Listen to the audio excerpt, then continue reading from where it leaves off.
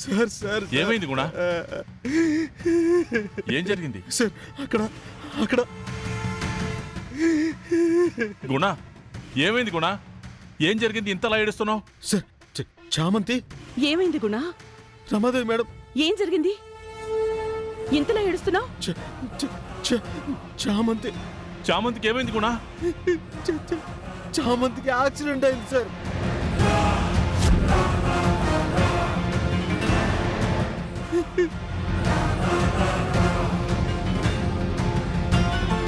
Accident అయిందా? అవును sir.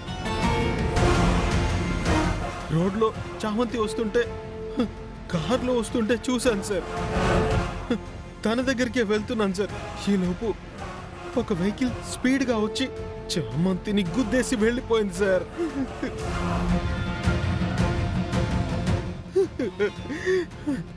ఆ దారుణం నా కళ్ళ ముందే జరిగింది sir.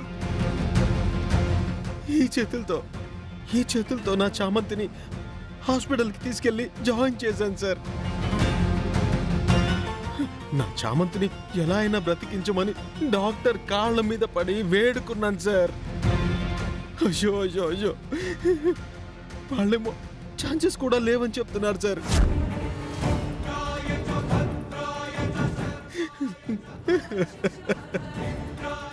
Harsha, Harsha, dad. Okay, it's okay. Okay,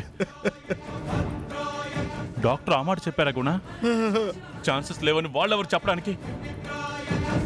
స్వార్థం లేని అంత మంచి అమ్మాయి జీవితం అర్ధాంతరంగా ముగిసిపోవడానికి వీల్లేదు.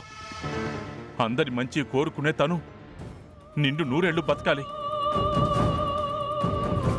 మనం వేరే స్పెషలిస్ట్ని తీసుకొద్దాం, చామంతిని బ్రతికించుకుందాం. పదండి సార్, త్వరగా పదండి. చామంతిని ఏ డాక్టర్ చూస్తున్నారు గుణ? పృథ్వీ తేజ గారు, రోజా గారు. అంత పెద్ద స్పెషలిస్ట్ డాక్టర్ చెప్పారు అంటే ఇక ఏ స్పెషలిస్ట్ ని తీసుకొస్తారు మావయ్య? కష్టమని చెప్పేశారు మేడం, కష్టమని చెప్పేశారు.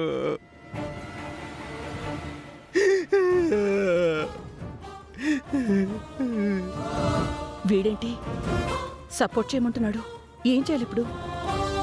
ఇక్కడ నా మనసుని తొలి చేస్తుంది ఒక్కటే సార్. చామంతిని హాస్పిటల్కి కారులో తీసుకెళ్తుంటే చామంతి కళ్ళు తేలేస్తూ ఒక్కటే అడిగింది సార్, నేనింక బ్రతకనని నాకు అర్థమవుతుంది గుణ గారు. నేను మీ భార్యనయ్యి సుమంగలిగా పోవాలన్నదే నా చివరి కోరిక.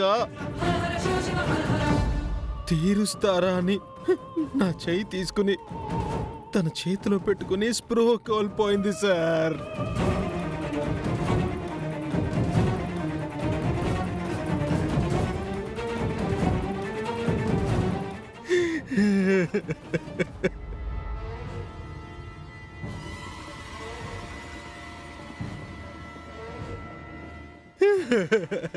నన్ను ఇప్పుడు ఏం చేయమంటారు సార్? తనతోనే లైఫ్ లాంగ్ ఉండాలని నా కోరిక తీరట్లేదు. తనే నా సర్వస్వం అనుకున్నాడు, ఇప్పుడు తన ఆఖరి కోరిక కూడా తీర్చలేనన్న బాధ నన్ను నిలువునా దహించేస్తుంది.